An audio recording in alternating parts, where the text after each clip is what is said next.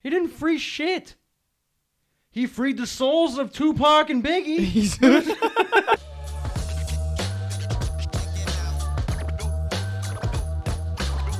This is so weird. Isn't it, though? And what do you think about that, Chase Mercer? Well, I think that this is the greatest show ever. Do you remember that time that Mr. Rogers killed Tupac and Biggie Smalls? What are you talking about? Oh, you haven't heard? No. I don't know can tell anything. you exactly how Mr. Rogers killed Tupac and then Biggie Smalls. And the Biggie Smalls. I'm less confident about Biggie Smalls. And I'm more I'm confident on Tupac. Now, just by the cardigan you're wearing, I'm gonna assume it's Tom Hanks, who played him in that movie. It is. Tom Hanks So will it's play that us guy. all in the end. Yeah. It's that guy. Tom Hanks plays everybody. He plays. Won't you be my neighbor? He'll play us when we're dead.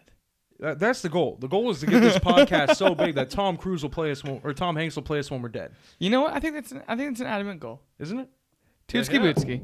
We already took a... Okay. I know. All right. Send it. Down the hatch. You say send it? Yes, I'm pretty sure that was 2 of them. Ooh. I'm pretty sure the bottle weighed more than the actual alcohol beverage. Dude, those are actually kind of cool. I might just have those like just sitting somewhere up here on the... Right? Those are dope. Little one-shooters. All right.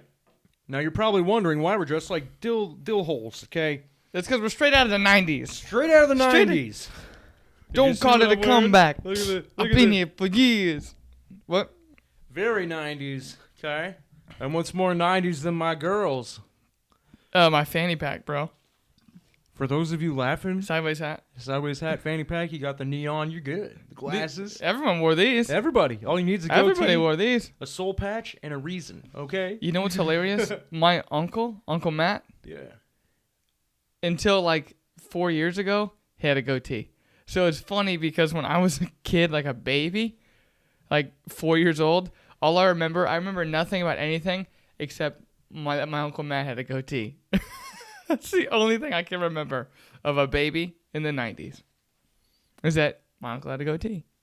Basically just like this. But now he looks like me. Or I look like him, more likely. I get that. That's probably makes more sense. Can we tell them how Tupac... Yeah. Well, I don't know. By the way, I kept this information away from me. So I'm going to be just here listening, putting it in the center too. So I'm going to let you take it. You out there laughing at me in my Golden Girl socks, my Golden Girl pajama pants, and my Golden Girl shirt? Well, we can't hear you, so we don't care. Say it to my face. Say it to my... Nobody laughs at my girls. That's right. And if somehow that guy at the store manages to see this, right? Oh, yeah. Yeah. If that guy at the store... You should tell him about the guy at the store. My girlfriend got me these for Hanukkah, you know? Hanukkah. Got me Jewish. all this. I already had the socks. He's Jewish. Yep. But, so I already had all this, right? And I go to the store to get her ice cream, or hard shell. You know, you put it over the ice cream, it turns into chocolate. No. Well, it's the shit. You put it over ice cream and it turns into chocolate. Oh, anyway, cool. Well, now I know where to go. I'm getting her this stuff, right? And there's a dude in line. And he looks at me and he starts laughing. I'm like, it's this dude's problem. I forget what I'm wearing, of course. He looks down and then turns around and starts laughing again. He's in front of me in the checkout line. And I look down, I'm like, oh, he's laughing.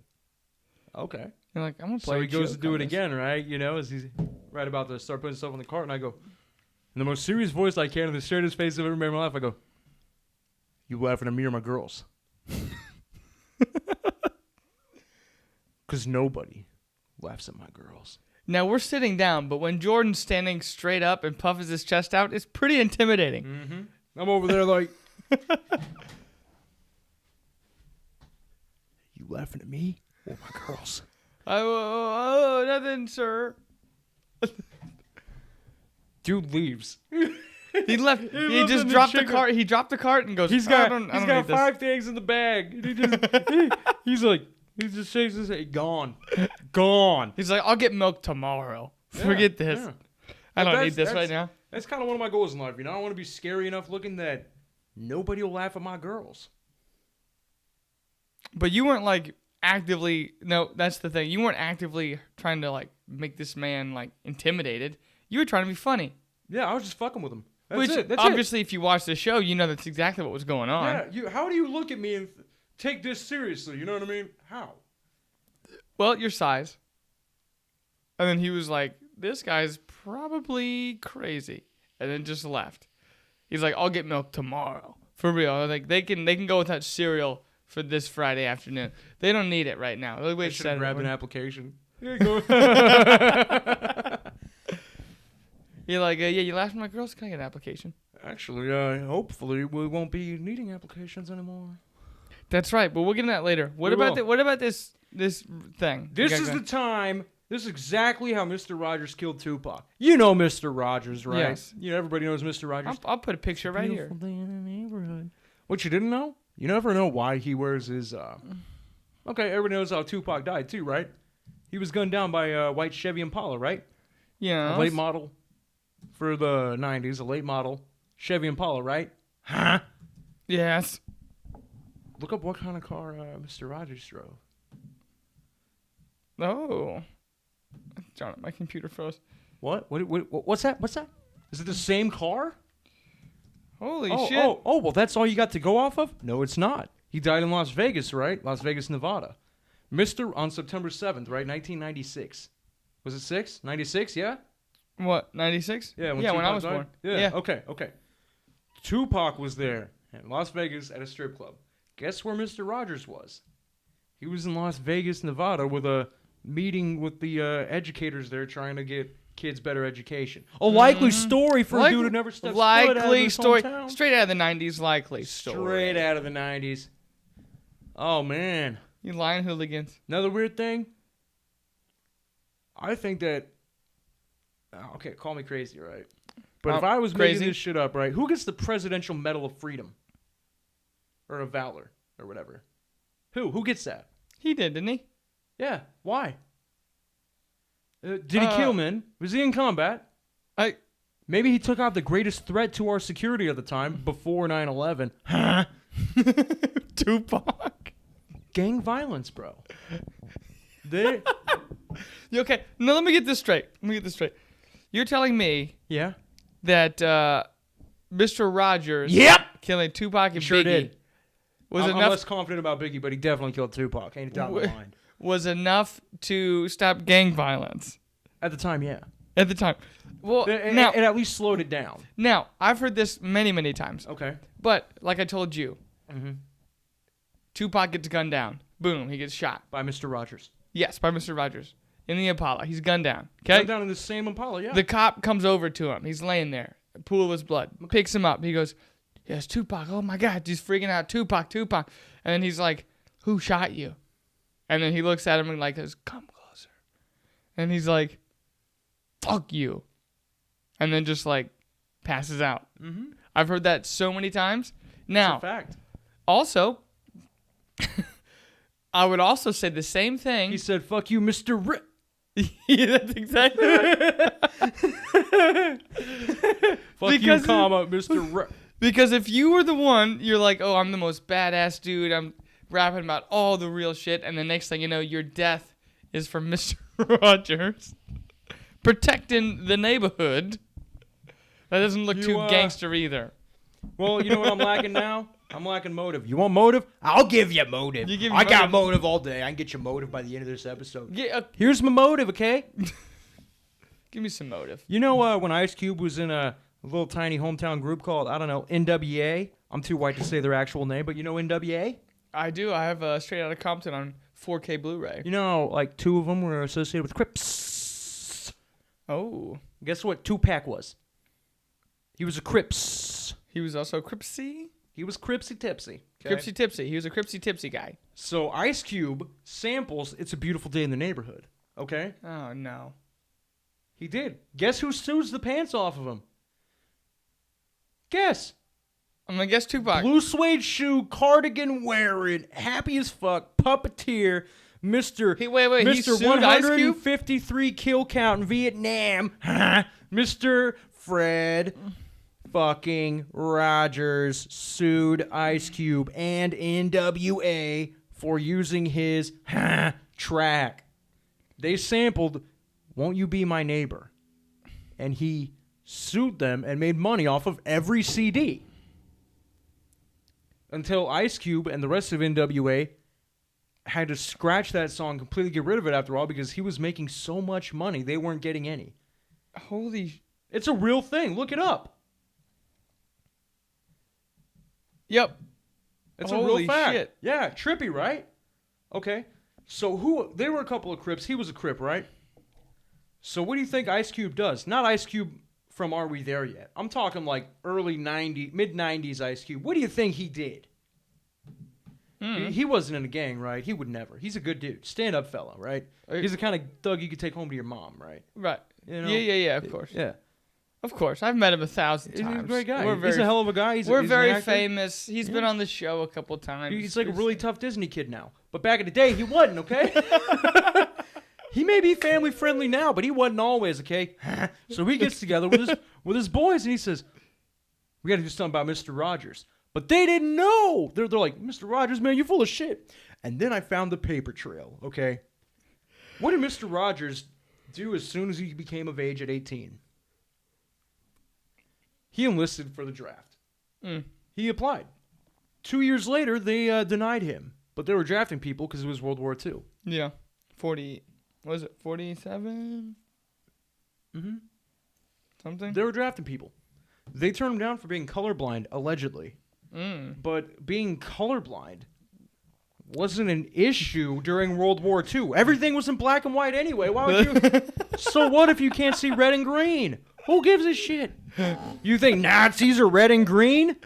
I mean, are you like, we were in green. They had red patches of the Nazi on their arm. He can smell a Nazi a mile away. This is Fred, Mr. freaking Rogers, okay? Now hold your tongue. I assume, and also just assume the people really close to you are your friends. Are they speaking German? They're on your side. If not, if they're way over there in the mountaintops, they're probably the bad guys. If they're over there doing one of these, shooting at people like my grandpa, I didn't know this. My grandfather was like one of the first boats on Normandy Beach. And he lived. He lived. And then my other grandfather, same thing. Both on my separate sides of my family, my dad and my mom's side, both hit the beach. That's awesome. Yep. My mom's great-great-grandfather, so my third great-grandfather, right? Obviously passed away when I was really young. But he always had this game he'd play with you, which is like, he'd try and go for like a hug, and he'd hug you real gentle. And then if you were a boy, he'd reach his hand out. And then he'd do what you do to me and try and squeeze. And so he would do that, but he would like let you squeeze hard, and he's like, ooh, you're strong. And then he would just like immediately, at like 92 years old, and then have this like old man strength. Yeah. Crack your hands. They'd be taking that Centrum Silver and them Flintstone gummies, man. And then he'd smile and be like, almost there. Like, you're almost there to, like, his grip. I'm like, he's 92.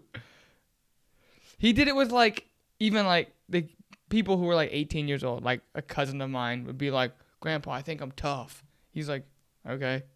He's like, hold his hand out. And he couldn't match the grip. And they would lose.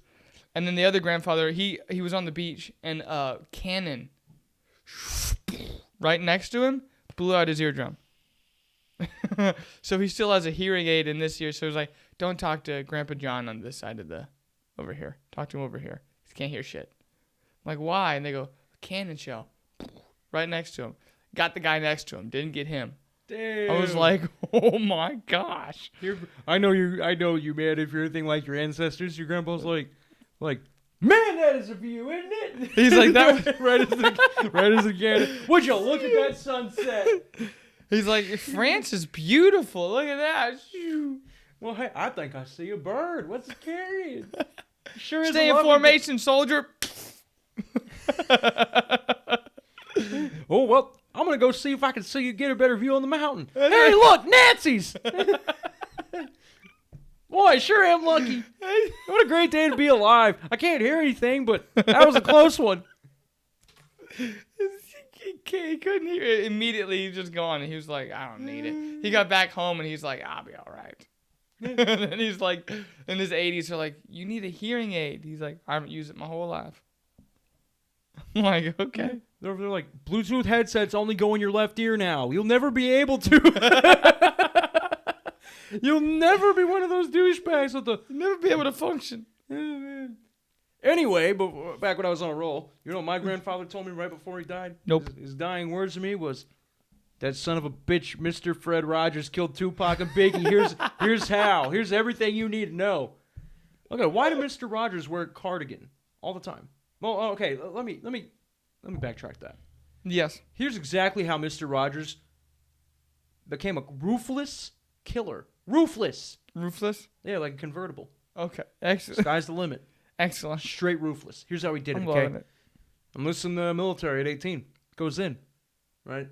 They find out he's got really good aim. He's able to keep his emotions calm, real calm. Develop psychological tactics, right? So he can better interrogate people. But he was also a sniper. Okay. That's why his attention to detail is pristine. Okay. He still follows that pattern up until the day he died. Wakes up at 5 every day. Works out. All right. Does all that shit. Works out hard. Showers. Cleans his house spotless. Shines his shoes. He lives on a military pattern.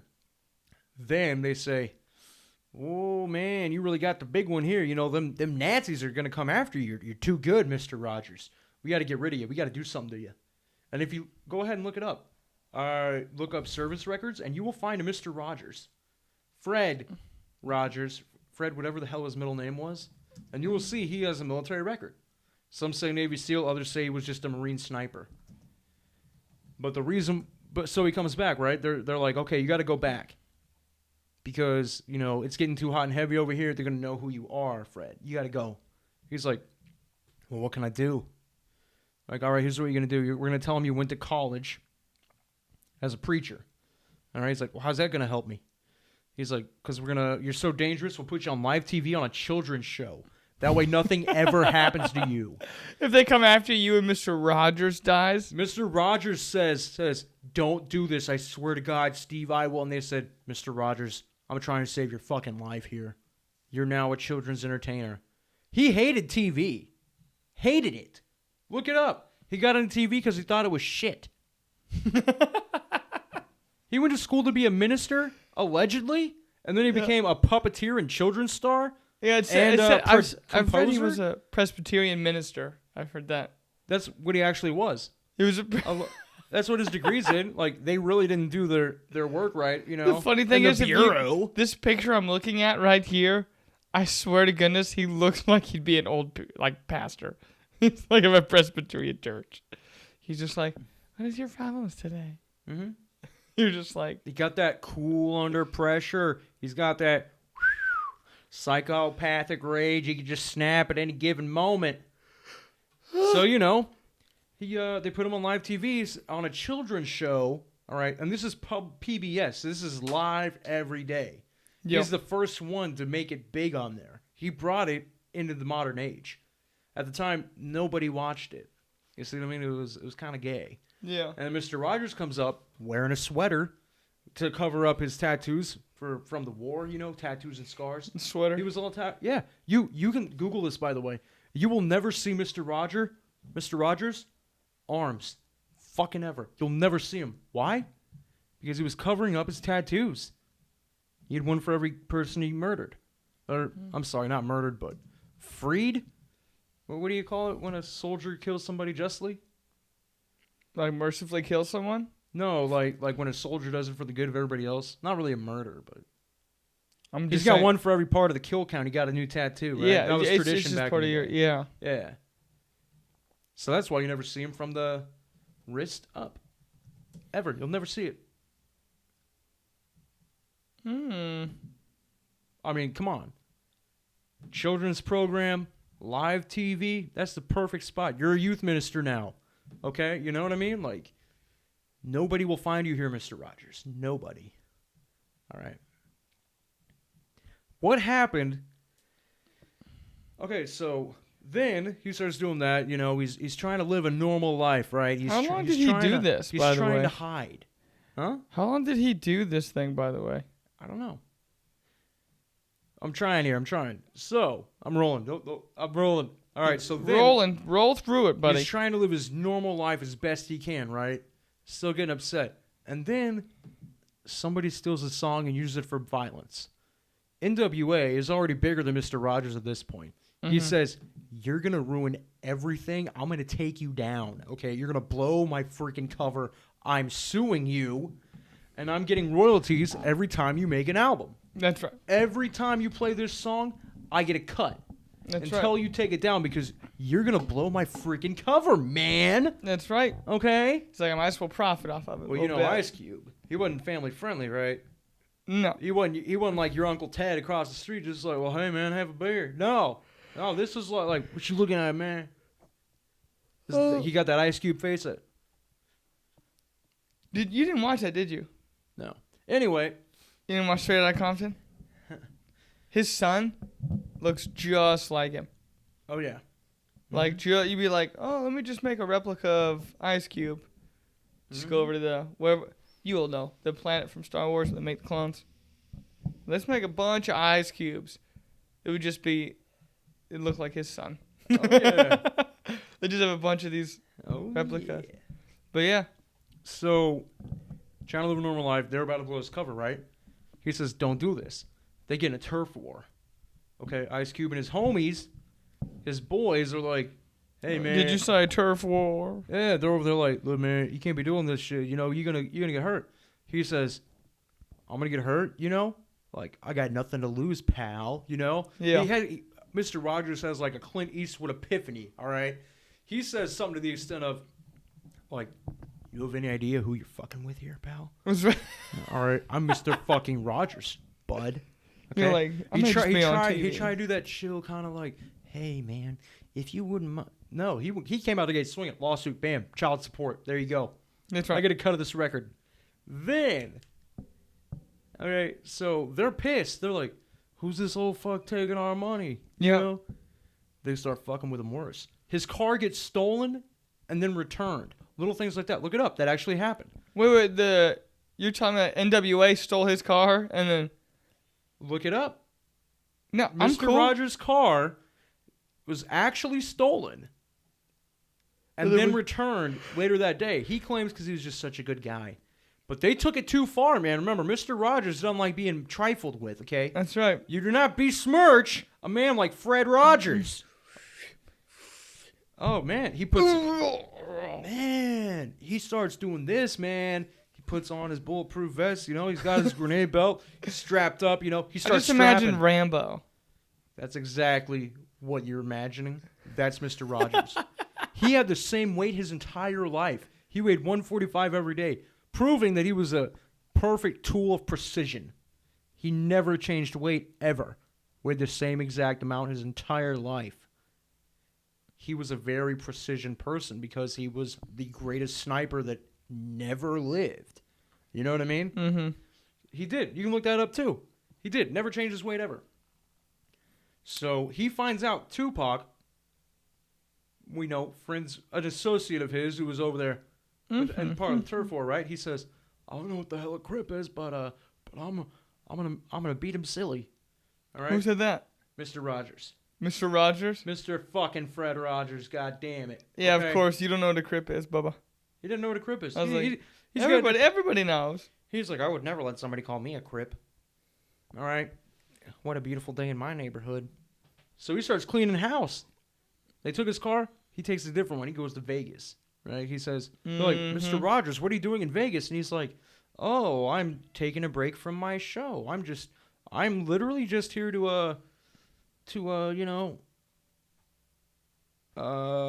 I'm here to talk to the faculty about the education problem in Las Vegas of the Nevada Board of Education for Children. That's right. Hell yeah, Mr. Rogers.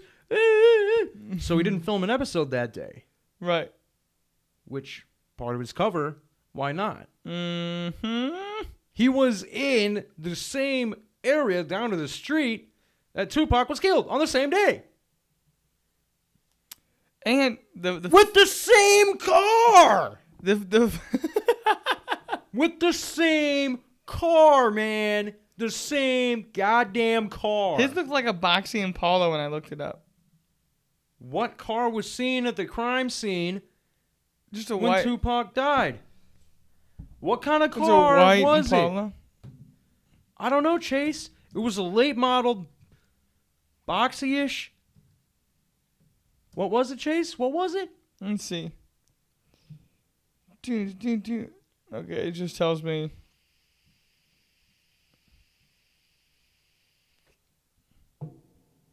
Ooh. Is it the same car? No, but. What car was at Tupac's death? Oh, wait. Let's see. Tupac car death. Murder of Tupac Shakur. Two-pack shaker, okay? I need two-pack shaker. All right. This is like bigger than Who Shot JFK, man. Las Vegas Boulevard. Las Vegas Boulevard. Late model Cadillac pulled up.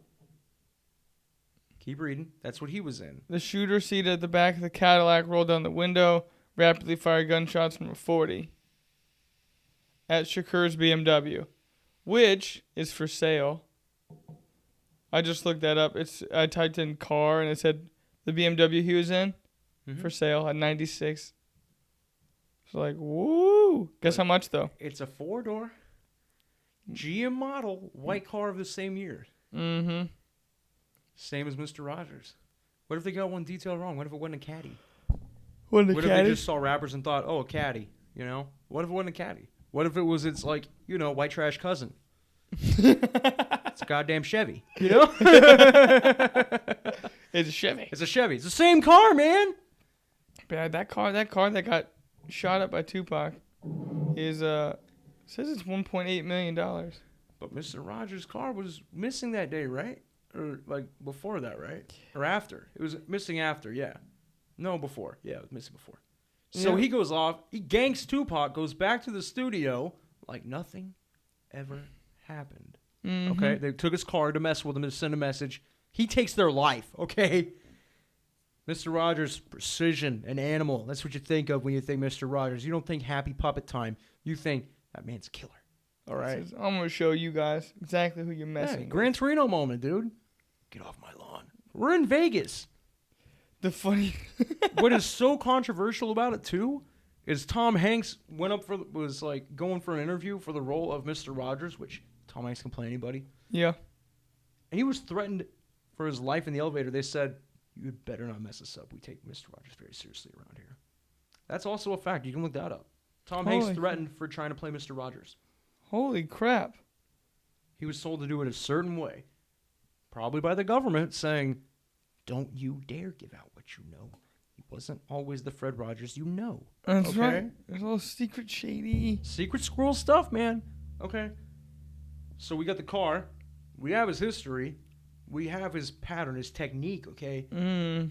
You know, I don't think silencer, perhaps, because it's long range. I'm thinking like rifle, you know? He's a one-man gunman, you know? He can do anything. Okay? He was on the same street, same city, same town. Mm. Okay, that's it. These details are looking a little suspicious. He gets a medal a couple years later from George W. Bush. You know George W. Bush, the president that got shooed? Well, let me see. He received a presidential medal of bravery or valor or freedom or some shit. I doubt George W. Bush was that big of a fan of Mr. Rogers' Neighborhood. Presidential Medal of Freedom. Who did he free? In 2002. Yeah. It says for his lifelong service to America. By taking down a big part of the gang problem, going after police at the time. He had to wait for the heat to wear off, though, okay? Mm-hmm. So he goes back, right? Sure, of course. He goes back, starts living his normal Mr. Rogers life. He's feeling happier than ever. That day, he leaves a very cryptic message on there. Be careful of who you trust in your neighborhood. Like the day before he goes out to Las Vegas, the day before Tupac died. Oh. That was how he opened it up, not, hi there, neighbor. He said, hi, neighbors, and be careful of who you trust in your neighborhood. Mm. Always be wary of that. That was the episode. That's what he talked about that day. Every episode of Topic, that's what he talked about when Tupac died. You know what? He goes back. Oh, I'm not done. You're not done. He goes back. All right. He goes back. Of course he goes back. Yep. You know, Biggie heard about it. He's a Blood. Mm. The Bloods are like, What, you killing Crips now? You one of us? Like, what you going after people for, man? Like, solid. Mr. Rogers says, I got no clue what you're talking about, but they recognize the car. Mm-hmm. Okay? And they're like, he's like, I don't know what you're talking about. You know, like, I'm nobody. They're like, come on, Rogers. We know you a gangster. You a straight up G dog. You know what I'm saying? He said, I don't know. I understand what you're saying, but it doesn't apply to me, sir. Well, they get offended. They get offended, right? Right. And he's like, we Biggie know our facts figures it out. Yeah. Because Biggie was under the thumb for Tupac's murder. They were about to pin Biggie. Yeah. They were trying to. He's like, I wasn't there at all. I'm going to find out who did this. He did. He found out who did it. Mr. fucking Rogers did it, man. Did it. He obviously did it, man. So they go. He sends his boys out there with him. They're cruising around. They're doing the little thing, you know. Mr. Rogers is like, they got wind of me. They got wind of shit. You know what I mean? Right. Mr. Rogers, the same thing. Pulls up, a little bit different car. Paints it black. Okay? Yep. Rolls on the window. Or more like a. All right, because it's like a silencer rifle, you know. Ooh. Gone. He killed Biggie. Look up what car, or look up the death of Biggie Smalls. The death of Biggie Smalls. They thought he killed Tupac. No, he found out who killed Tupac. It was Mr. fucking Rogers. He found out he knew too much. Mr. Rogers fucking killed him. Get some medal. The notorious B.I.G. Where was Biggie Small killed? L.A. You know what's funny? Shot 4 times in a drive-by. Mm-hmm. What kind of car? I don't know. The internet only works so fast. What kind of car, Chase? I'm not Jamie from Joe Rogan. What kind of car was it? There you go. Only the final shot was fatal. Oh. Well, yeah, he was harder to hit. He had a lot of padding. He was a very big guy. Mm-hmm. Plus, Mr. Rogers couldn't just like have a little duck out spot. You know, he had to be driving while shooting. Okay. At 12:45 a.m., the streets were crowded with people leaving the event. Wallace's SUV stopped at a red light in the corner of Wilshire Boulevard, South Fairfax Avenue, just 50 yards from the museum. A dark-colored 94 to 96 Chevy Impala pulled up alongside Wallace's SUV. What was that? What was that? The driver of an Impala. What kind? A 4-door? What? A late model Chevy Impala. He probably painted it black so they wouldn't get suspicious. Come on, man. You change the plate, you paint your car, nobody knows it's still Mr. fucking Rogers, man. That dude was 24 years old. That dude's huge. Paints his car. Changes the tags. Goes after Biggie because he knew too much. Biggie, Biggie, Biggie, can't you see? Sometimes your words just hypnotize me. Because I'm not Mr. Rogers, okay? Mr. Rogers don't care. Mr. Rogers don't like being hypnotized, son. Always be strapping in case they be clapping, okay? Now, what really gets me on this whole thing is, one, good job finding all the details. That's amazing. I'm really glad it was kept I'm surprised. quiet. I did the job for the police. Like, they're still trying to figure this out. I just figured it out. I figured it out. Mr. Rogers fucking did it, but nobody believes me. And they're all trying to keep it hush-hush. Like, don't you ever solve Tupac or Biggie's murder, ever. It's an inside job. You know, we had an operative. It was like we had an operative, and they were like, "Who was it?" And they're like, the puppet master. That's what they call Well, him. he's They call him he's the dead puppet too. master. He be pulling the strings. He died of natural causes. I know he died too, but I'm just saying if that was the agent, then be like, yeah, he did it. No, they don't want to be. You never besmirch the name of Mr. Fred Rogers, a.k.a. the Puppet Master, okay?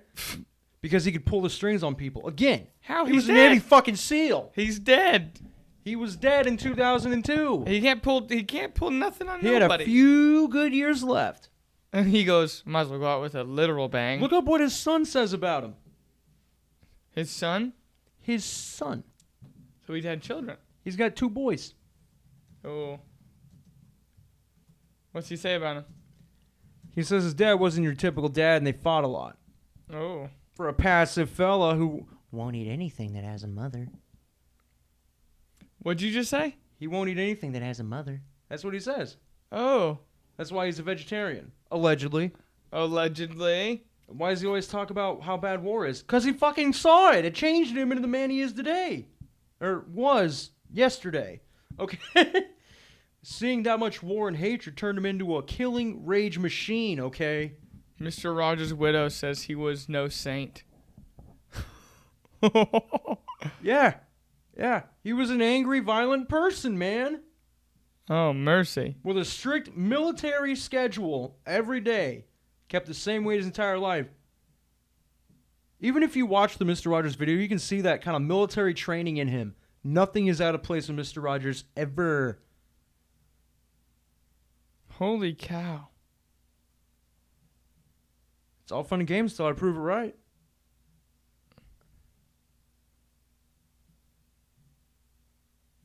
I'm not finding anything. There's just a huge article. I was hoping to find like bullet points, but they're giving me quotes from this lady. I'm like, great. I don't care about that. I want to know how he wasn't a saint. Bullet point. Never drink, never smoke. Why? PowerPoint. Because a killing machine needs to be on his A game at all moments. You never know what the enemy's going to have for you. He's just 24/7 locked in this mindset until he's on TV. Well, he does that to keep his life, man. Yeah. He got too big, man. They were coming after him hardcore. That's why they had to put him in the witness protection program on live children's television. Gave him the worst backstory I've ever seen in my life. Okay, this is World War II, son. That's when he was there. World War II. You're like, oh, we'll just cover it up with a sweater. Dude, they even have his Have a sweater. They even have his like enlistment thing. He enlisted out of high school. And they're like, oh no, 2 years later, no, he's colorblind. I'm like, really? You were drafting homeless people, okay, but you wouldn't take Mr. Rogers for being colorblind? Well, that it was wasn't like- even a thing. It was like, my captain has a missing eye, he's got a peg leg, and he has a hook hand. And he's my captain. That's less for them to take from you. I like your attitude. The less you have, the less the Nazis have to take from you. Hey, man, you take from them, son. And I want my Nazi scalps. That's right. I've never watched that movie either. Inglourious Bastards. Well, you never knew Mr. Rogers killed Tupac, did you? He killed Tupac and Biggie. I'm missing out on a lot. Sue me. All right, Chase. Here's the wrap up. Yes. Wrap up? What are you talking about, wrap up? I mean, you have any other questions about it? No. We've got motive. I mean, we've got time. We've got evidence he was there on both of them. this is true. We have the car. The same car for both crime scenes I'm because so Mr. confused. Rogers got If- cocky. Okay, so it is him. Okay, right? Why don't they just say it? What do you What- mean? They'd be like, okay, it was When him. did they come out about MK Ultra? Someone else had to find out? No, in the 80s. When did they come out about MK Ultra? 40 years later. So we gotta wait 40 years? 32. We got 32 years at least before they released Mr. Rogers. I think your math's a little off. Because I'm 24 and I was born 96. Very good. So He we died. You got to wait 40 years after he died. Oh, not 40 years after the event? Well, yeah. Oh. Well, you said MK Ultra happened, then they said it later. Wasn't that in the 60s? I thought. Yeah, I guess it was in the 60s. We got to wait a long ass time to find out, okay? Don't mind the details. Don't mind the small details. All the small details matter when you're talking about how Mr. Rogers killed Tupac Shakur and Biggie Smalls. I got exactly how he did it. And you know what? We're the first people to get this conspiracy, so I am oddly on board with this. what more do you want, man? I am oddly like, Usually it was like, oh, that's kind of shocking, or like, there's some kind of bullshit in here. But what do I say every time we do a show? He finds something, I always think it's false. He says it, then I always Google it or whatever, then I find out it's true. And you know Right? what? For those of you out there looking for car facts, like you, Chase, I made a lisp. You have a lisp? A lisp. A lisp of everything you need to know about Okay, how you guys, Fred Rogers. Okay, you guys pretty much got the outfit down, right, with this hat, because it's cutting off circulation to my head. Here's everything I got.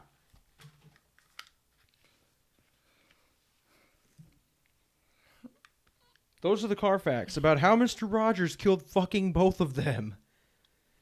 Hey, yo. What is this? 2 had a petition for the Fred Rogers International Airport.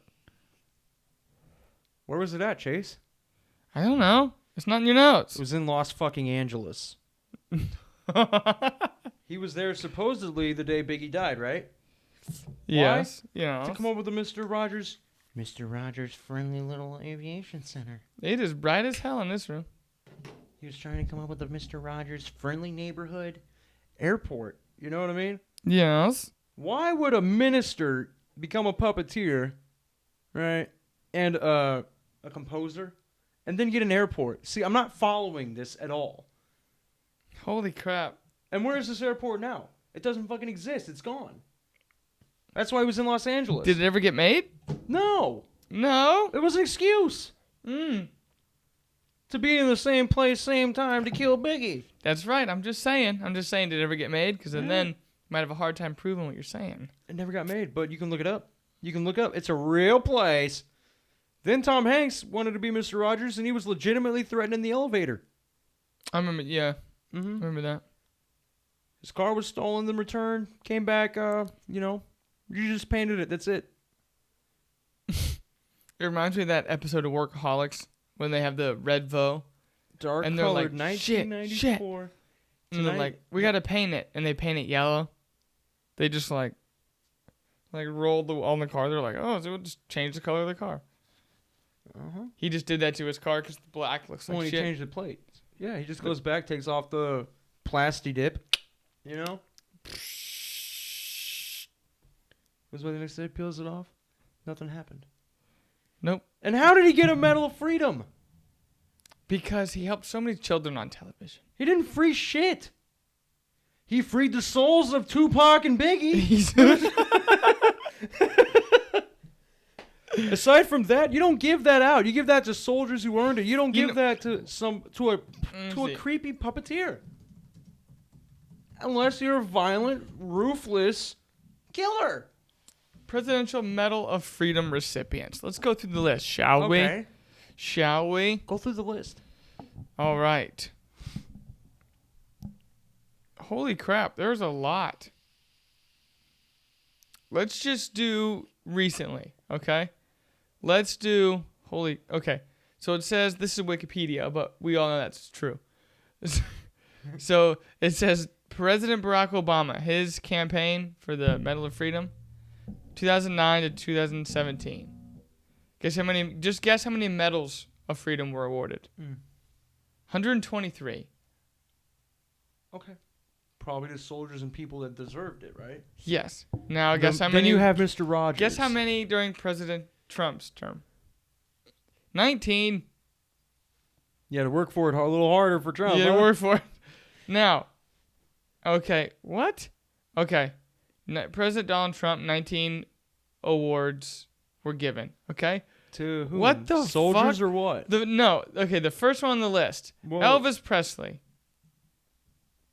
Well, Elvis Presley did help the FBI. Yes, he's also did. dead. He's also dead. Alan Page. I don't know who that is. He's a football player. Antonio Scalia. Oh, the judge. Yeah. Babe Ruth, dead. Tiger Woods. What? Tiger Woods got it. Let's see. Who's Dan Gable? Probably a soldier that earned it. He's a folk style and freestyle wrestler and coach. You're shitting me. Yeah, so the people who get these awards is just stupid. Well, who did Obama give it to? Obama? There's 123. Well, they gave it to Bill Gates. Well, he's helping out with the vaccine. That makes sense. Not this time. This is 2016. Shut up. Ellen DeGeneres. Remember that one? He gave it to Joe Biden in 2017. What? Yep. Joe Biden? Michael Jordan, his VP. Michael Jordan. He gave it to Tom Hanks, Robert De Niro, Robert Redford, Willie Mays. Willie Mays. Hi, I'm Willie Mays here with the all-new Not that power of one. OxyClean. Not that one. That's Willie fucking Mays. He gave it to OxyClean? No, that's not him. He was- fucking gave it to OxyClean. No, that's not him. It's the baseball player Willie Mays. They're the same person, man. They're not. This dude's African American. Well, so was Michael Jackson until a little surgery happened, you Let's see if know? there's any other names. Like, Barbara Streisand. Really freed up everybody. Emilio Estefan. Why don't you go look up who George W. Stevie gave it to? Wonder. Steven Spielberg. Stephen Wonder fucking deserved it. Stevie Wonder fucking earned that shit. Oh, that's hilarious. Why don't you look up who W gave it to? Got it. Or what do you even need to get a qualification Oh, for that? Bill Clinton got one too. Well, he was a president. I hope so. Well, you know what? No, I revoke his. Let's see. Bob Dylan. Yes. Yo-Yo Ma. So George Bush got one 2011. He gave one to himself? George H.W. Bush. Not his dad. He gave one to his dad. Yes. The only Bush to Warren not become Buffett president. got one. Maya Angelou. Maya Angelou earned it. Desmond Tutu. Okay, so really, Stephen Hawking got one. So yeah, so like really important people. Barack Obama has a lot of people, and then Trump was like, "We're gonna go with Babe Ruth." Elvis. Of course, Elvis. Those guys from Duck Dynasty. That's right. They really freed me, okay? And then he goes, "My wrestling coach was absolutely amazing. I'm gonna give him one." My wrestling coach was phenomenal. I'm gonna give him Mr. one. Ross, here you go. I'm gonna give him one. Okay. All right. Let's just look it up. The next one. Right. The next one. President George W. Well, he gave one to Bill Cosby. That's the first. That's the first one on the list. Oh, what a member of freedom that Bill Cosby was. Really freed those women's inhibitions, huh? Is he still alive or did he die? Nancy Reagan. I mean, he'll probably die in prison. Julia Child. I don't know any of these names. Nancy Reagan? Like Ronald Reagan's wife? Sure. Arnold Palmer. Arnold Palmer? Like the drink? Who invented the Arnie Palmer? Yep. The Arnie Palmsky? That makes sense. I can just imagine. Just like he's just like Oh, working hard. He's just like, oh, when I'm working on that farm I've been to, I never ever thought. I need Arnie Palmer. I need an Arnie Palmsky. What the hell you call that? The lemonade and sweet tea? An Arnold Palmer? Give that man. Give him one. Yeah, earned it. Okay, he earned it This is back. top He gave one to Muhammad Ali. That's cool. Yeah, B.B. King. Influential people. And Yep. then Mr. Rogers. I just love puppets. Buck O'Neill. How are you going to justify that? You freed nobody. You're free. But yeah, George W. Bush had a lot of people I have no idea about. But Obamers. Oh, Bamney. Bamney. He had a lot of people on there. Well, that's not the point. The point is that Mr. Rogers killed Tupac and Biggie. You got any other questions about how he did it? I can get you anything you want to know. No, I don't. I did my Carfax. I want questions. I know. Well, I don't have any questions. You did the job of what the cops were supposed to do. You're welcome. Make me a detective. Yeah, that's your uniform, by the way. I'd like to say this to Mr. Bloodgood, the math teacher in Osawatomie. Who's stupid now, motherfucker? You were my 7th grade math teacher, and I hated you. Who's stupid now? I just solved the crime of the century. Look at me now. What are you doing? Teaching math and throwing things. You ain't shit. Get off my level. My face hurts.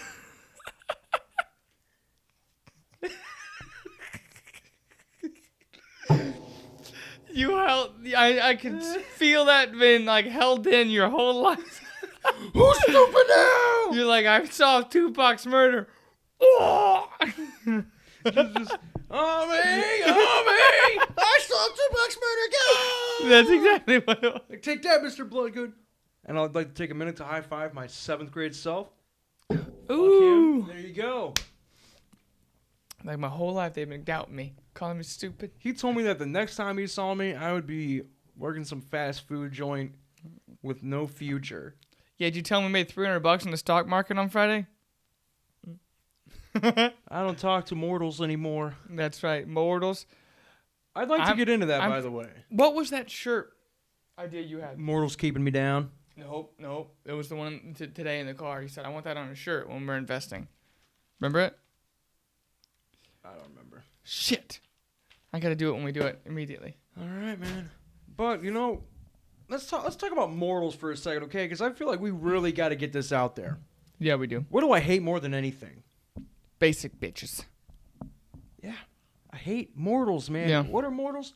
They're people, they're kind of like haters, and they're kind of like, what are they called? Karens? They're kind of like the Karens. They're kind of like Karens, yeah. They're a lot like Karens, but what they do is they see you, right? They see us doing our podcast. They see us investing in stocks. Mm-hmm. They see us trying to have a great day. They see that we are creative. They see that we're smart. Yeah.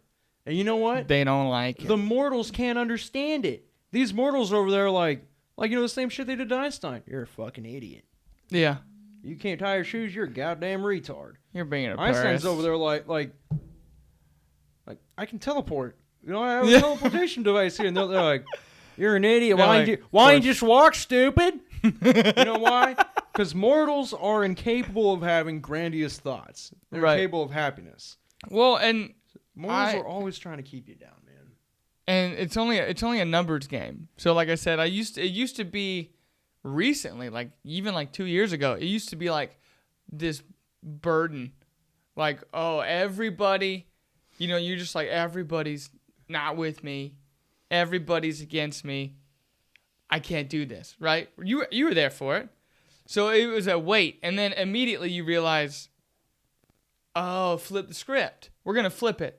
Mm-hmm. So if there's a bunch of them feeling the negative way they feel, then I'm a rare type. Yeah. You're like, then I'm rare.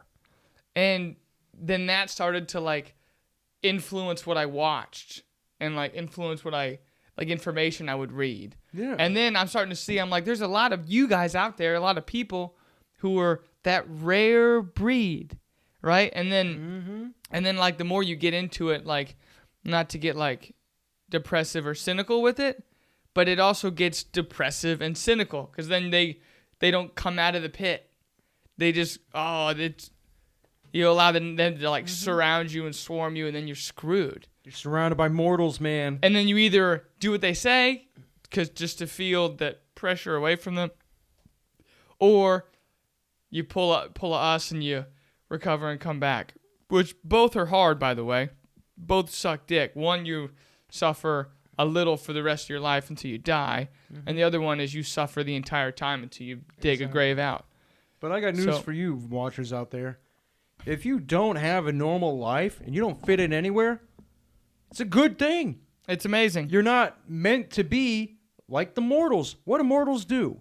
They work at a job. They keep us down. They oppress us. I feel oppressed. Mortals are oppressing us something fierce. You know what they do? You know what a mortal wants to do his whole life?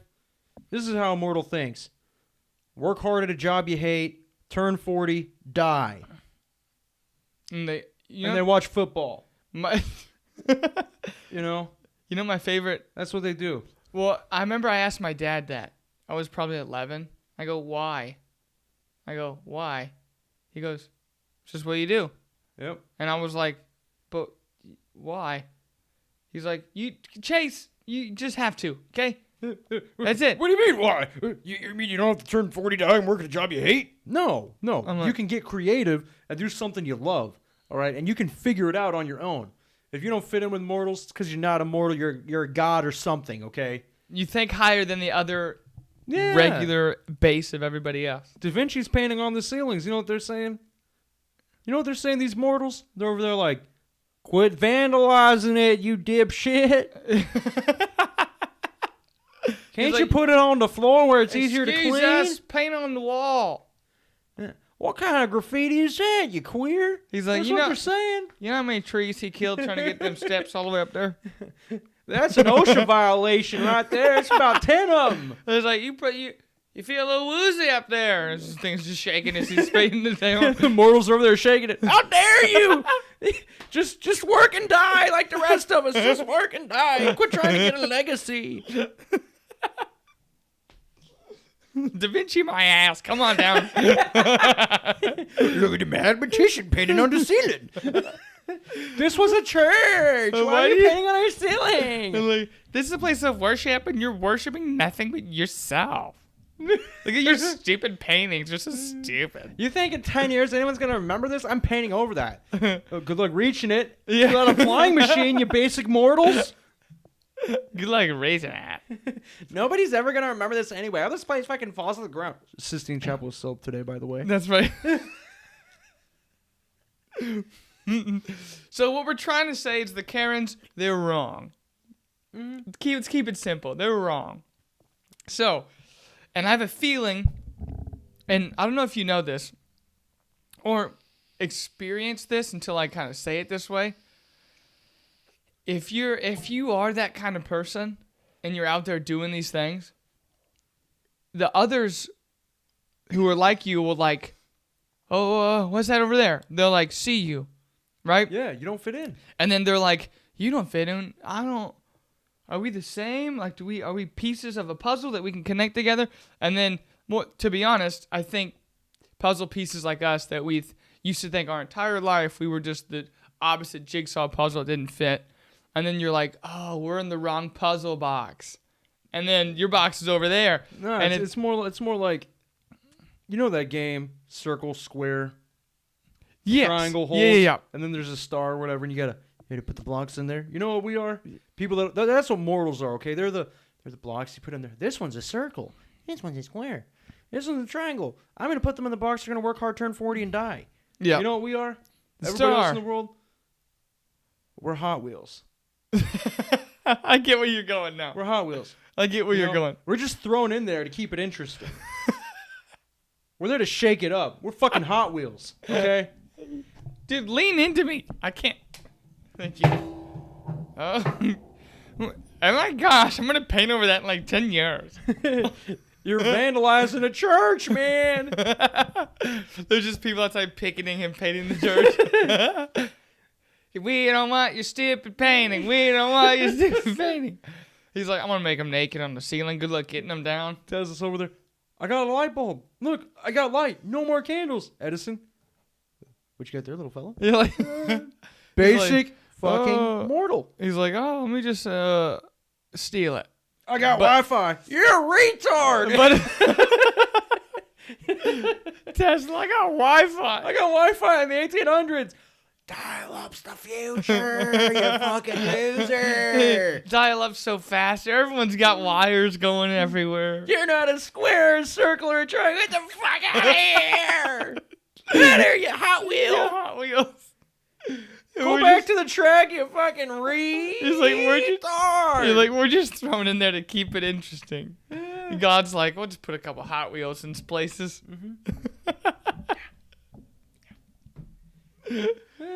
But that's what God does. I mean, what kid wants to sit there and play with that? You No. don't. Nobody wants to play with that. Nobody. They don't. You lose the I've never seen a kid who goes circle, square, triangle. Madden I would used take the triangles and try to get him in the square sometimes. Well, Madden used to go with the star. He'd be like, He'd like open the lid up and like look. He'd be like, He's like, how do I get this odd shape through here? And then right after that, he would just be like, this game's stupid. He'd give it up. And then we had a lady that would come in and she'd check the progress of the kid, like kids. So, because of man's birth and his issues, they wanted to make sure that his nutrient levels were kind of low when he was born. So they wanted to make sure he didn't have any developmental issues. So they had a lady come by. She had come probably like once a month. Like, this had been like her third time there, right? Didn't know us, just came in, checked the kid, told us what she just watched him for like an hour, right? Very simple. The third time she goes, I don't need to be here anymore. we're supposed to have her for a whole year. She goes, I don't need to be here anymore. We go, why? And Madden's over there in his little table, like, eating. Oh, because we don't see anything. We just over on the couch. He's just eating his food. She goes, come here. She goes, I don't think he was a year yet. Like, maybe if it was, like, over a year, maybe. I don't know the timeline when she was there. But she goes, look at his tray. And it was Fruit Loops. They were in separate color categories. And he ate the green, red, yellow, and, like, he ate them by color first. She goes, he shouldn't be able to see color yet. He shouldn't know what colors are or how to separate into categories yet. She's like, he's fine. I don't need to be here. And I was like, he's a Hot Wheel. He's a Hot Wheel. I'm like, man's a Hot Wheel. It's gonna be hard, but he's a Hot Wheel. Oh man, it's gonna be tough as hell, but you're gonna do great. You're gonna do great. better than all these mortals. Well, and the crazy thing was, like, I was watching this guy, the Graham Stephan on YouTube. He had a really popular video that I never watched, just because it didn't intrigue me or look interesting. But it's called the $250 Million Man. I was like, who's this guy? He's like a big, tall, fat guy with like a New York accent. Hey, that kind of a thing. Turns out he lives in Tampa Bay, Florida, in a paid in cash $12 million house that looks like the biggest house I've ever seen. And underneath the house, from the where you park your cars, there's a lazy river. You park your cars under your house? No. So, like, you drive onto the driveway, right? Goes up a bridge. There's a lazy river. It takes you around the whole property of this giant house. From the lazy river. Inside the house and out.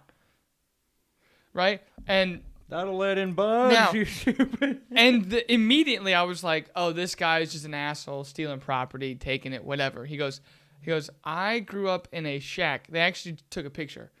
They were like, this is his, they were like in New Jersey or something. It's like, it looked like it was the size of this room.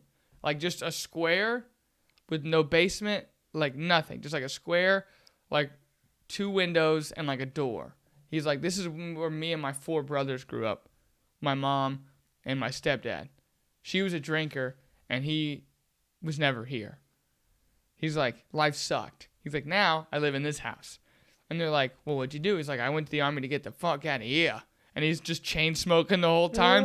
I get the fuck out of here. He goes, and I took that money. And back then you could get an FHA property for blah, blah, blah. You had to put 3% down. Started talking. He goes, then I refinanced. Took that money, bought 2 more properties. Then refinanced on those properties. Bang, bang, boom. Got 4 more properties. And I'm like, oh, so he just kept. He goes, yeah, but you had to work hard. He goes, I used to rob other houses in the shitty. He goes, I used to buy places in the hood and make them look nice. He goes, but what they didn't tell you is that next door there was nobody there. I took the curtains. He's like, I took the curtains. I ripped out the carpet. He's like, I took that carpet because I couldn't afford it. He's like, I couldn't afford it. So I took that carpet.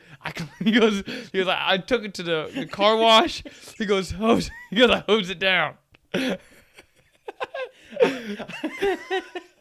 goes, I took that grasp. He goes, I put it. He goes, the thing is, I was next door. He's like, they had to walk next door. They'd be like, that's my carpet. But they didn't, and I had the carpet.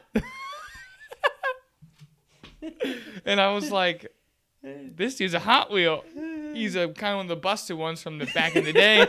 But he's a Hot Wheel, but he's a Hot Wheel. The back axle's going up into the frame, you know. Yeah, it's got like that one the wheel messed up like, one. I was like, but like this was his daily driver. Like this isn't a real car. This was his car. It'd have to be a lot bigger for him. It was. This dude's huge. And my favorite was, he's like, okay, we'll give you a tour of the house. He's like, this is crazy. So this house is $12 million, okay?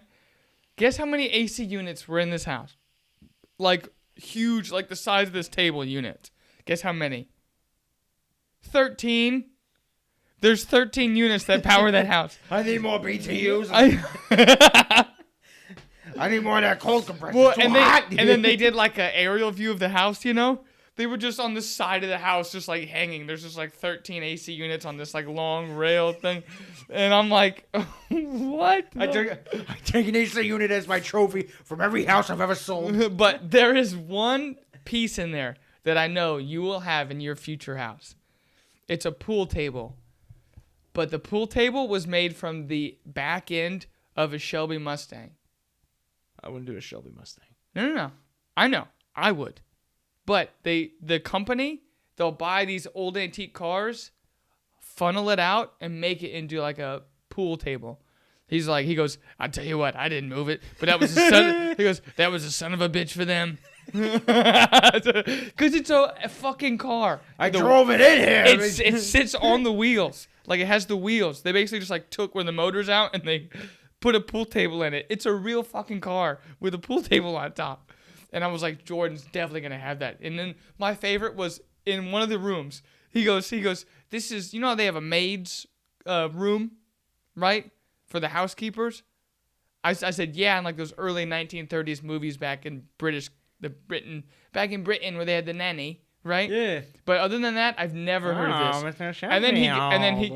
And then he goes, no, we have a maid house attached to this thing. And he opens the door, he goes, oh, what the fuck is this? And he looks in here, he goes, personally, I've never even seen this room. And I'm like, you've been here. This is your house. You don't know where you're at. He's like, hold on, I think this is the way out. He opens it, goes, oh, holy shit, that's a closet.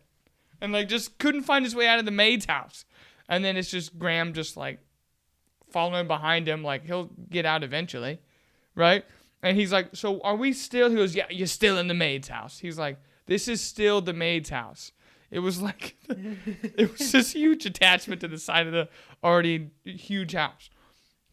And I'm like, that dude's a Hot Wheel. Like, you just pick him out now. He's now a really bad Hot Wheel. Now it's like, it's like, it was like gaydar, but now it's like for Hot Wheels. You're like, beep, beep, Yeah, beep. man. They're like, hey, you're like me, and I'm like you. What if we talk for a little bit? I think I can see the Hot Wheel in you, you know? Does your boss not get you? You might be a Hot Wheel. Yep. Are your friends just annoyed by how successful you're being and all these crazy ideas you have? You're definitely a Hot Wheel. Yeah.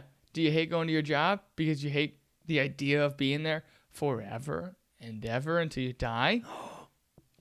You might be a Hot Wheel. You might be a Hot Wheel. Do you think there's more to life than just working, dying, and paying your taxes? Well, and You might be a Hot Wheel. you can correct me if I'm wrong, but I also feel that a lot of people that are Hot Wheels, like we'll pitch it this way. So like in the workspace when you go to work, right? It's always me over you, right? Mm-hmm. So if, for example, if like a supervisor or someone gets in trouble and it's them or someone in the head of the other department they're angry with, right? What do you think the supervisor's going to do? He's not going to protect you. He's like, I got my own job to worry about. Oh yeah, it was them. They couldn't get that thing done fast enough. Let's do this stage I was out. there for them. They just didn't do it, right? That's how it's always going to be. Even if they're really close to you. I just know that that's how it is. We're everywhere in the workplace, right? But if you work with a Hot Wheel, they don't give a shit about if they're better than you or with you or... Yeah. They're just like, we're the same.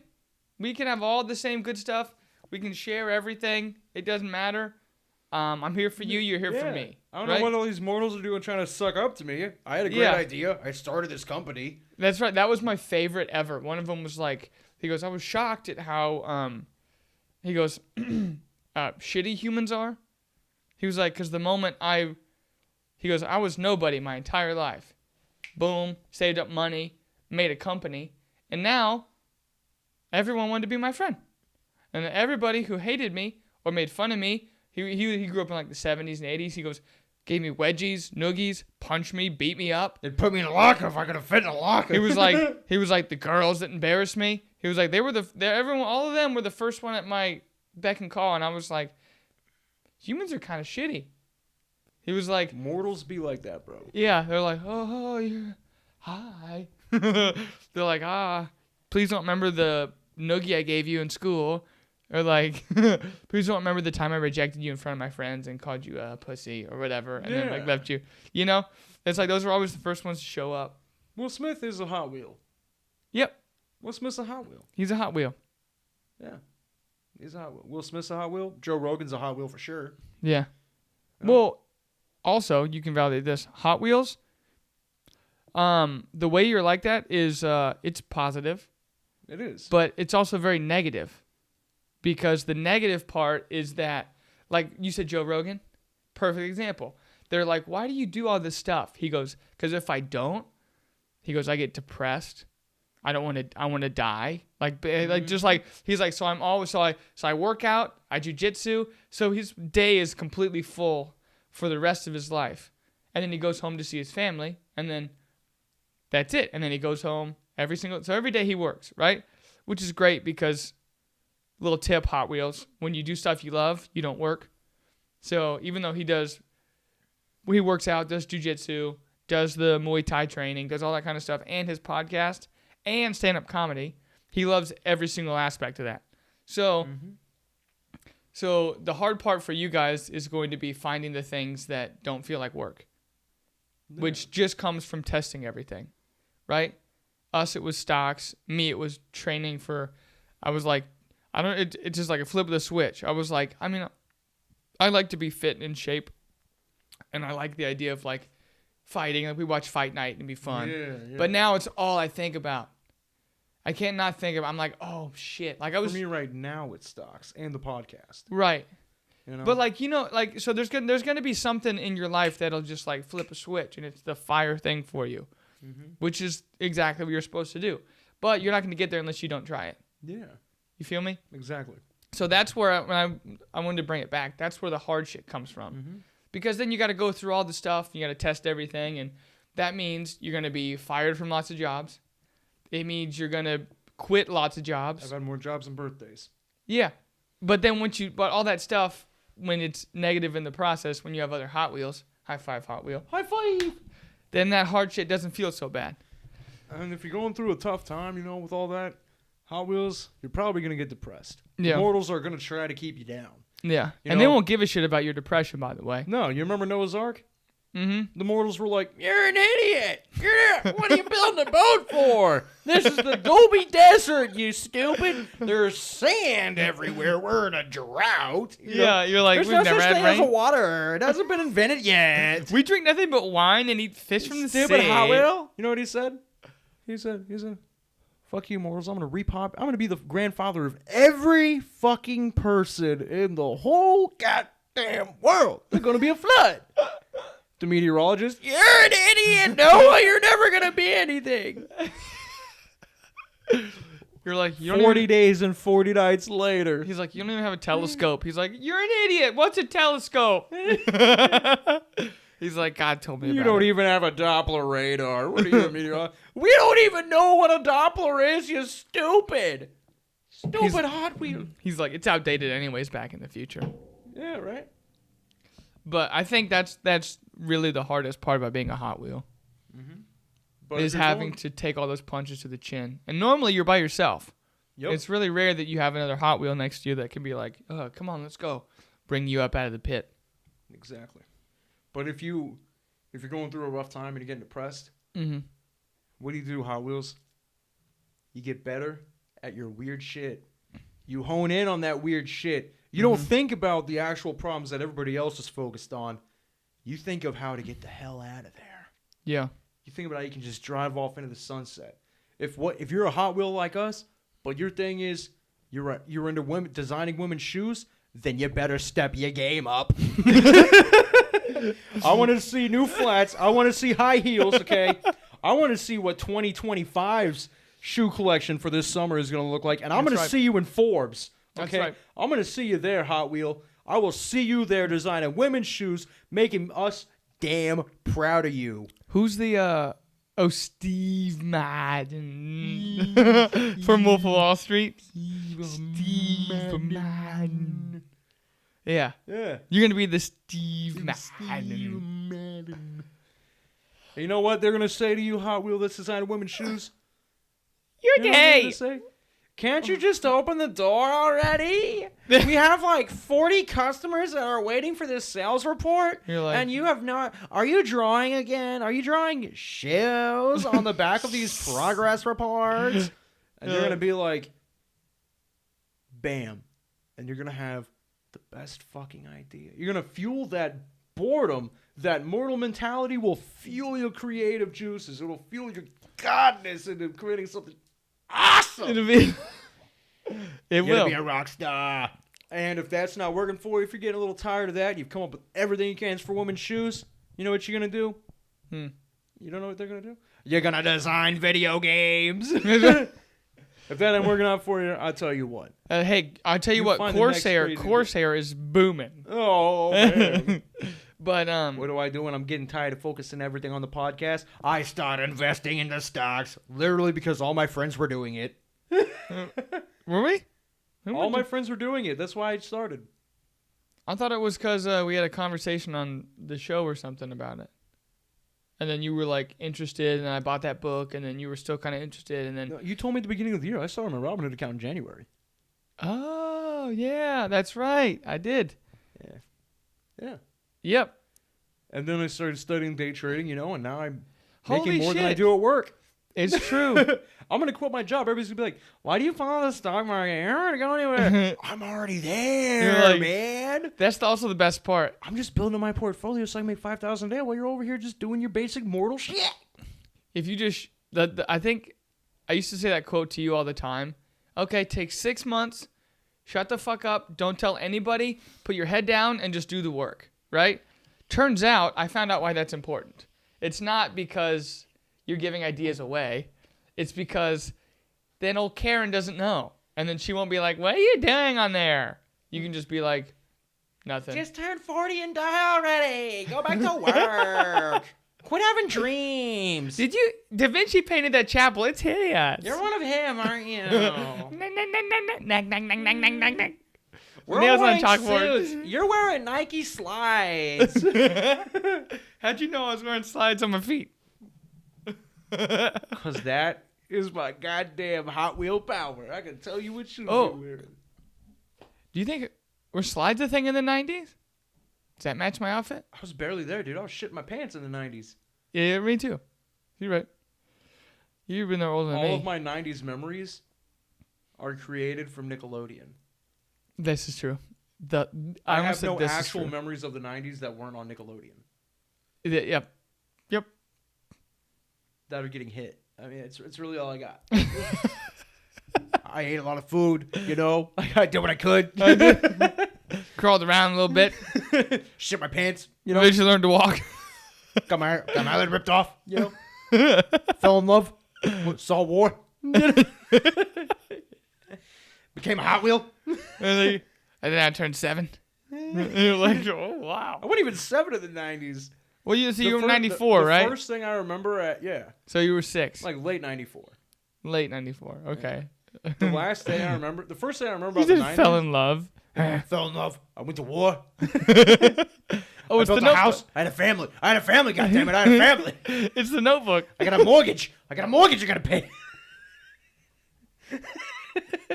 That's why you got hit. Shut up. Psh, you're like, my mortgage. I'm like, mortgage? I'm over there investing in Google. I gotta check my portfolio every 5 minutes. That is crazy, though. We can do it on our phones, and it used to be like, oh my gosh, I have to call them. And then not only did you have to call the broker, but then you had to agree to trade a certain amount of shares because you could only pay, at that time, the 10% to trade them. I'm like, these dudes were making hand over foot just having people trade for them. Now we can do it on our phones for free? They're like, I'm like, Ash, why are you trading in the stock market? Because it costs me nothing. Nothing at all. It costs me nothing. They take all my money and they don't charge me shit. That's what. They're like, it costs me nothing to do it. They let me put all my money in there and they don't charge me a dime. Easy peasy lemon with the squeezy. We should invest in Google. Mortgage. Shut up. Psst. I was juggling 2 jobs. Trying to pay rent. Little Timmy's got a birthday on the 4th. Gotta get ready for that. You know what I was doing when I was a kid, though? No. I was mostly, like, coming up with games, building things. I would take apart my toys. I wouldn't play with them like everybody else. I would take them apart and I'd make an even cooler toy. Mm-hmm. So like if I had these like cars, for example, right? Those would be the legs. If I had one of those little toy that did that, that'd be the fucking arm. You'd have a claw arm. I was building robots out of my old toys. Just put them all together and making them way cooler. You know what I mean? A little tiny old radio, that was the head. And with the remote control, I could get both feet to move. Okay? And then I get behind them, hit the thing. I'd make little robots out of like random toys I had. That's actually very smart. Yeah, thank you. That's what I was doing as a kid. My cousin Sierra will vouch for me on that because she helped me do it. And then what else did I do? And then later on, I kept drawing motor ideas, like different things for different inventions. You were the same way. We both did it all through middle and high school. Yeah, drawing these cool little ideas for inventions. And I did comic books, and I'd write books, and I got bullied a lot for that. I almost broke my legs. Ooh. Yeah, I decided to jump off my treehouse play area with trash bag wings, like Batman. And as a safety net, I had an umbrella.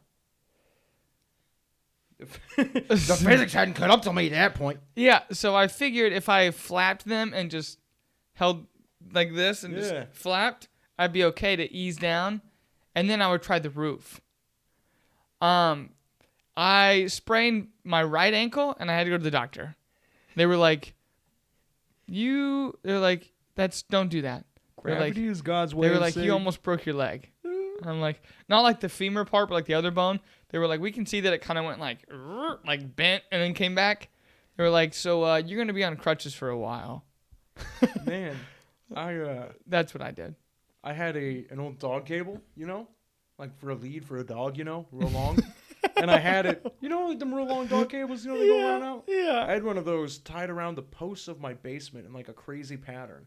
And I had an old rolly chair, okay? Old as shit. And I hooked it up. I fastened it to the back of the chair. And I'd get the floor real wet and soapy, right? The basement, the concrete floor, wet and soapy, okay? All right. And I would go running, okay, as fast as I could. Or I'd take my skateboard, or my scooter. And I'd go real fast. And then I'd jump into that chair. I was fat. So I'd jump into that chair and it'd go, woo! And I called it my indoor roller coaster, okay? I was doing shit like that. I'm the kid that at 5 years old got my head stuck behind the last phone booth in America trying to fix it because it took my grandma's money trying to make a call to my Aunt Angie. That's why I can't grow facial hair here and here. I scraped up this side of my face getting my fat chin stuck behind the last payphone in America, trying to see if there was a cord loose at the age of 5. There was one. It was up here, though. I was like, you're like, what cord is this? I don't even know how the fuck my head got in there, but it's just. my grandma was like, okay, come on, time to go. I can't go. Where you at? I'm stuck. But you know what your mortal would have done? They would have put in more money and lost it. Not me. They would have sat there in the basement, just like, oh, look, I'm an army man. Bang. Oh, I'm an army man. Oh, can't touch those things. I made an indoor roller coaster. I told you my son does in the bathtub, right? Does he eat like you do? No, he doesn't eat food in the bathtub. No, actually. Dude, bathroom kitchen amazes me. Actually, he did. He wanted mac and cheese and little smokies in there. And I brought it to him. But I caught him making sounds like this. I'm like, I thought it was a TV or something. And I go in there and I hear him in the bathroom. And I just peek. And he's over there like in the water on his tummy. Making like big waves. And I go like, Madden. He goes, ah. And I go, what are you doing? He goes, I'm a whale. I said, what's this? And he had like people stacked on top of like cups and like the dishes that were in there. Yeah, because it's a bathroom. He goes, these are the people, and they watch me, the whale. I'm like, did you make SeaWorld? He's like, is that with, I think he called it Chamois. I'm like, Shamu? He's like, yeah, the black and white whale. It's a killer whale. I'm like, you're a Hot Wheel. The kid's a Hot Wheel. You're a Hot Wheel. You're a Hot Wheel. It's going to be rough as hell as a teenager. It is. It's going to be bad. But in his 30s, He just needs a good outlet. I think if I had a good outlet as a kid, I would have been fine. Like something aggressive, obviously. Wrestling? Oh, wrestling would have been my sport. Madden? He's going to be the first high school 95-pound 4-5A wrestler. He's going to be the best goddamn killer whale I've ever seen in my life is what he's going to be. This is what he's going to hear from the stands. Get slippery! Slippy. I really hope that's on I'm going to tape. be at SeaWorld every day cheering on your son. That's my godson out there to kill a fucking whale. Get him, man. I forget exactly. Oh, it was Uncle Mike. Uncle Mike, what would happen is The beatboxing teacher? yes. So my Uncle Mike, my mom told me this too about Matt because I told him at Madden and wrestling. Anyway, so what would happen is he would get his ass kicked when he was like young. He would get slammed, and he'd look up to, my grandparents, his mom and dad, and my sister, and he'd go. He'd smile and he'd be like this, hi, and he's getting pinned. Yeah. He'd be like, hi. And then they're like, then the flip of the switch when he like got his like hormones or whatever, like testosterone started really pumping and getting really aggressive. Like then he became a state champion. But until then, he was getting slammed and thrown on the mat. He didn't care. He thought he was having a good time. He was just waving. He was just having a good time. Then he's like, then they funneled it into a state championship. I'm like, oh, cool. But I can see them trying to tackle him, but he's just...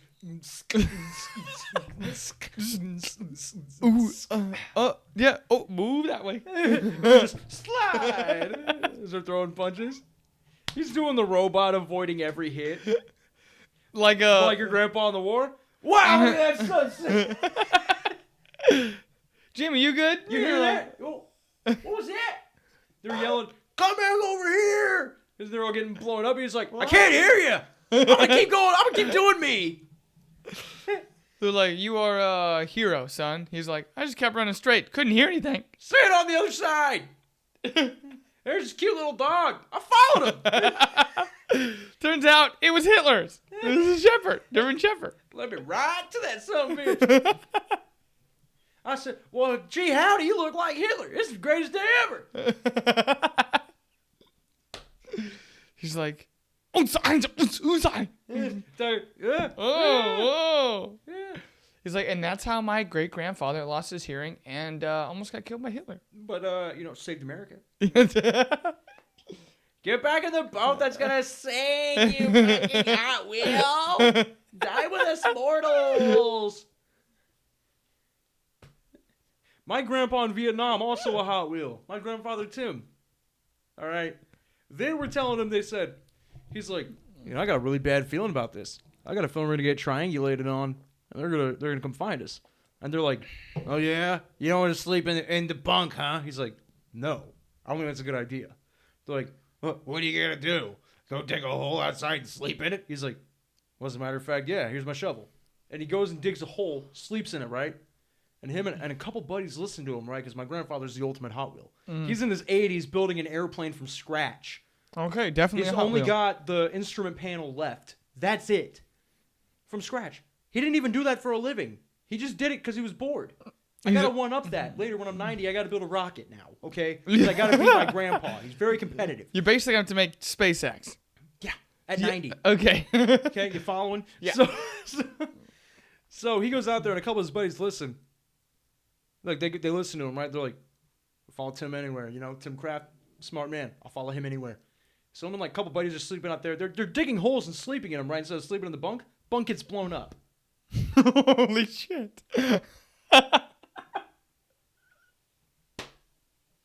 My grandpa got a fucking medal. Everybody else ran in a straight line, got blown up by mortars. My grandpa's like bobbing and weaving. Here you go. Fucking medal. They're like, you got a medal. Why are you doing that? Why are you going there with us? And they're like, that's some fancy footwork you got there, Doc. That's what they said to him. It was like he dug a hole and he slept there. And he goes, What are you gonna do? Go dig a hole and sleep in it or something? And he's like, guess what? See you in the morning. And he goes, you were like, you just said it so perfect. Bunk got blown up. Got a medal. Got a medal. You got a medal for it. But what would happen if there wasn't a Hot Wheel in that box? Then it wouldn't be nobody unique. remembered. Nobody would have given a shit about that toy. Yeah. So People you like is that. important, is what we're trying to tell you. You ain't shit yet, but you're gonna be shit someday. That's you're right. gonna be good shit. You're gonna be hot shit. And if you're getting depressed, you're about to be on the precipice of something big. All right. That's right. If nothing is going right for you, good. That's it right. isn't supposed to. You're not supposed to be there. So get yourself out of that situation. How can you do that? By buckling down, figuring something out That's right. that other people like you to do. Or if that isn't going fast enough, you take on more projects. I don't know about you. That's the only way to keep my head on my shoulders. Is if like work, of course, that's a big one. But like other scenarios where it's like, life sucks, those kind of scenarios. Don't think about it. No. They're good. Don't think about it. But those are very good reminders. Oh, yeah. They're like, it's the reminder that you're like, oh, because you never get too comfortable. Like for a 2 or 3 month period, I was very comfortable. I'm like, sure, I can do this, I can do that. And then sure enough, something bad happens at work. It's the perfect reminder. I'm like, I'm a fucking Hot Wheel. I'm not supposed to be here. No. See, I knew I couldn't do this. Why am I trying to Lead 'em conform? the way, son. Yeah. Lead them the way. So use them as reminders, and like you had the perfect. Don't stick with them. Don't let them get in your head. Just use them as what they are. Hot They're Wheels alarm move. clocks. They're alarm clocks in your life. They're going off, but you hit the snooze button, they go right away. It's like this. You're a Hot Wheel. What are you doing? Hot Wheels never park. Keep driving. Keep driving. They don't. Wow, that is so fun. Keep moving, man. That's what Hot Wheels do. A lot of what's it, psychologists go over that mental part of people, the brain, or Yeah. psychologists. Yeah, They do the same thing. yeah, psychiatrist, psychologist. I don't know which one. I think it's psychologist, but that's something they also say too. It's very bad if you aren't doing anything to then just very quickly get like, okay, I guess I'm just not doing anything, and then it just like, Then become immortal. yeah, and then it sticks in your head. But no, well, not necessarily. You just get more unhappy than you already would be unhappy having the reminders go off in your head. But If you're immortal, listen being to the stagnant is very bad, especially for a male. show, unless you're immortal. Yeah. If you're one of those mortals that are just like content, working, turning 40, dying, paying your bills, having a mortgage, then Well, I by mean, all even- means, don't you dare mix it up. Well, I mean, think even if you're one of those people, a lot of this, even the men who still did that in my family, they don't stay still. Well, that's just your family. You come from a long line of Hot Wheels, son. And well, like my dad, I asked my dad in the car, I'm like, did you when you were my age, did you have anything? Did you ever think about like the stock market or ever think about like a business or whatever? My dad has a bachelor's degree in business, by the way. Wrong degree, never used it. Just got it to get a bachelor's degree, I guess. I don't know. That's what my mom says. Anyway, but I was like, you have one of these. Have you ever wanted to go into business? And just so you know, my dad definitely is not a business person. Not even close. He's Mr. Safety. Yeah, the stress of everyday life is hard enough, let alone starting a business or running one, right?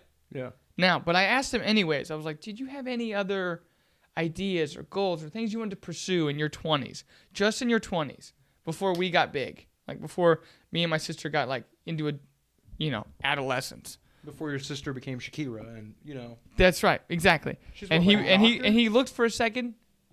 He goes, "No." And I was like, what else is there? I'm like- I got it all. "Well, you're not a Hot Wheel." And then and then my grandfather. So, but you're right. So I'll keep it to those two. So Dad's the example of the regular person, but mortal. but he'll like mow the lawn. I'm like, it's winter. He's like, the grass is high. I'm like, it's winter. The grass isn't growing. But he'll still mow the lawn. Just got to be moving, right? My grandfather was moving, but it was his side hustles. My grandpa would get furniture off the side of the road, like on trash day. Okay, one time he took a shitty chair that had a leg missing, reversed it, flipped it, got another chair, put them together, made a wine rack, That's cool. sold 30 of them. One, Gene, who did the newspaper in our town. He did all the sports articles. He was like the oh, Gene. He always was the guy with the camera taking pictures, doing articles, right? Out there, receding hairline and the weird, creepy smile. Yes, with the glasses. Yes. He saw it, made an article about it in the paper. My grandpa made so much money off that, and he never paid for the chairs. They were just shitty chairs you could find on the side of the road. Like, that's the perfect example of a Hot Wheel. Yeah. Hot Wheels are made to trick mortals. But my grandfather he was the 60s. So, but before that, I was like, where'd this come from? He goes, that's how me and your grandma survived. He goes, they didn't have food stamps. They didn't have any benefits. They had nothing. He goes, so I picked up furniture, fixed them, and would sell them without the use of the internet or using a newspaper, and would use that for food. And then I used to think I was bad, but they were like, dude, sometimes we didn't eat for at all. And I'm like, whoa. I'm like, that's crazy. But granted, if you don't know, you learn about it later in history class, youngins.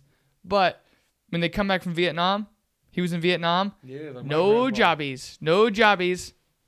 And he's like, I was in the draft. They go, you baby killer. They even spat at my grandfather. Yeah, they spit on him. They were like, you baby killer. Because that was a big thing sprouting around. He's like, I couldn't find a job. I found a job 60 miles away. He goes, I would drive 120 miles every day. From Paola, our tiny town. Oopsie. Beep. I'll bleep it. And would drive like past Kansas City. Like 20 miles past Kansas City to some factory. General Motors. Bingo. And then he retired at like 58. But he worked there since he was like 24. Only job that would hire him. They were like, we don't care. We make cars. We don't care if you're in Vietnam. So they were like, it's a draft. He's like, oh, thank God. But everywhere else he got spit on. So he never mentioned it ever again after that. Till it dwindled down. But my Uncle Matt actually got called because he was in the service too. It was a big thing because in the early 2000s when he was over there in like Iraq when it was really bad, like 2005, 2004, the child murderers, because some people had to shoot the children that had bombs on them. Yeah. So I think my uncle he doesn't talk about it, but I think, because I mentioned stuff in movies, because I can't watch certain movies for parts like these, and one of the parts was like, there's a movie where this kid walks up wanting a candy bar. Because he used to give him candy bars, right, as they patrolled the town. That was a real thing my uncle did. And then one of them had a bomb, and the car in front of him just exploded, and they all got out of there. But he watched like a whole unit of his buddies explode from this child with the bomb on him. Like, and then he like I said, and then, yeah, a lot of stuff. My uncle has a Purple Heart and I think 2 medals for combat. Something like that. But anyway, also, you're right. That side of my family, excellent. Excellent Hot Wheels. Dad's side, no. No Hot Wheels. So, the good news is I was talking to my mom. I was like, she's like, you're like me, and I'm like you. She's like, oh, absolutely. And I'm like, and my sister's like, she goes, your mom a badass war hero too? Yeah, she went a tank driver or something. She was combat medic, I think. Hell yeah! But yeah, I have to actually look for it because I've been noticing this. To be honest, my hearing. She has so we have a degenerative bone disease where the bone in your ear that attaches to your eardrum disintegrates. Yeah, my mom didn't know that. So as she's shooting these weapons, right? She's right-handed. And with her left hand, she's doing surgery. Combat medic. Right. Okay. My favorite, I was like, what's your favorite part, Mom? She goes, we get to throw those grenades. She was like, I threw it way farther than the other girls. She was like, there's a picture of my mom in like an outfit. And she's like this. Like the girl in the picture. Rosie the Riveter. Yeah. We can do it! Yeah. She's also on that the memorial in our town.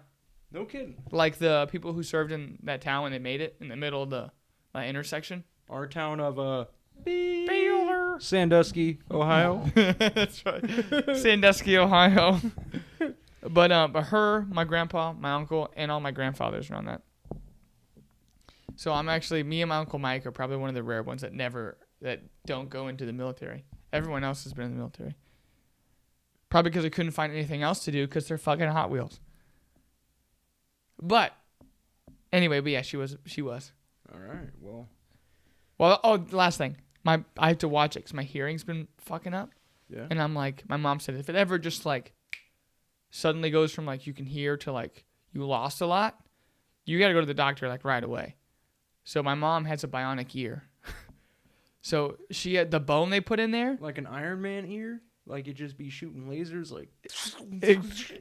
Better. She can hear at greater distances.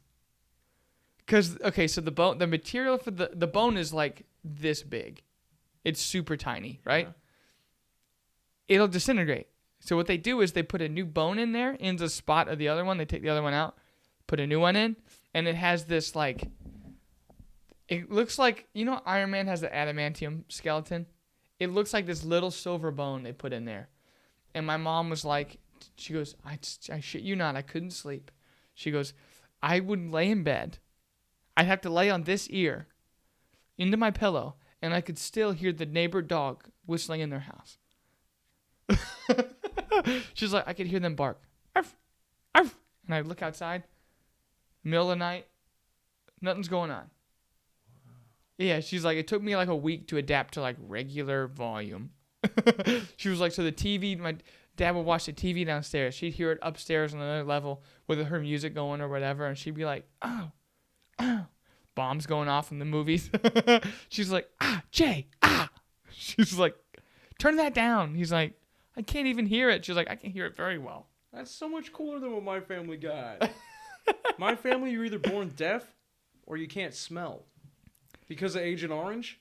Yep. So me, I can't smell. I was born like that. I got cousins that are like that. They can't smell. The others, they can't hear. But one of them has she has hearing implants, right? Yeah. And her hearing wasn't even all gone. But she will turn it up and just eavesdrop on people. She'll hear everything. She'll be over there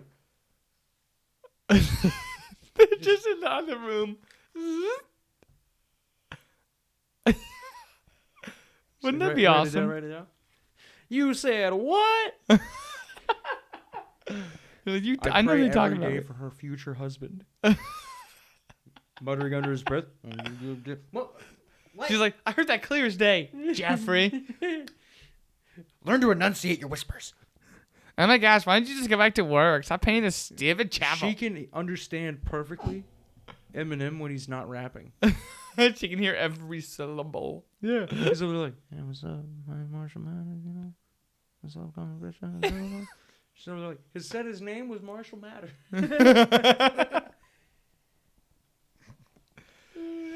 That's it. That's all I got. That's all we got. If you're a Hot Wheel, hang in there. Oh, wait, no.